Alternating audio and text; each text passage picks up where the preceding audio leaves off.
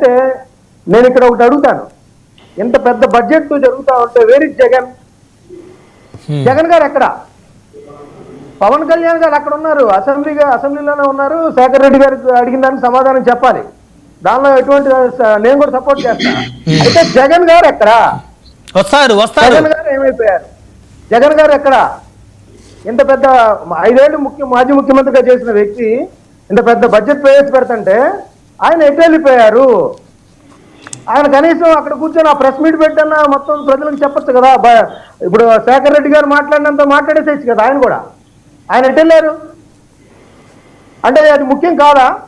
మన ఆంధ్రప్రదేశ్ బడ్జెట్ జగన్మోహన్ రెడ్డి గారికి ముఖ్యం కాదా? ఖచ్చితంగా నిలదీయాలి. ప్రభుత్వం కూడా సమాధానం చెప్పాల్సిన అవసరం ఉంది.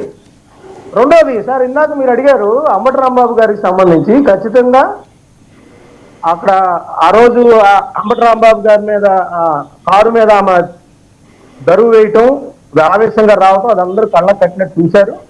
ఖచ్చితంగా అనిత గారు కూడా చూసే ఉంటారు అనుకున్నారు. అయితే ఏదేమైనా ఆమె అడిగినప్పుడు ఖచ్చితంగా అప్పుడే ఇచ్చేసేస్తే ఆ బొత్స గారు ఇంకొకళ్ళు ఇగో ఇదిగానే, ఎందుకంటే ఈ రోజుల్లో 2 నిమిషాల్లో వచ్చేస్తాయి. వాళ్ళు సోషల్ మీడియాలో అడిగినా డౌన్లోడ్ చేసుకున్నా వచ్చేస్తాయి ఖచ్చితంగా.